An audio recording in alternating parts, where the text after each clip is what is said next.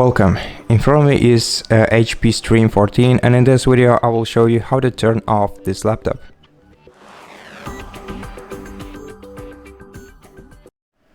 So to do that, tap on the start menu, then once it's opened, click on the power options and select shutdown or update and shutdown if you have some updates pending.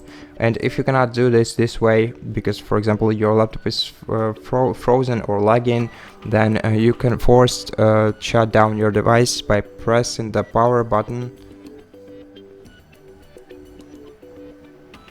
until the power indicator next to your charging cable port goes off, and then your laptop will be turned off. And that's it. Thank you for watching this video. If you liked it, consider subscribing to our channel, leave us a like and a comment below, and I'll see you in the next one.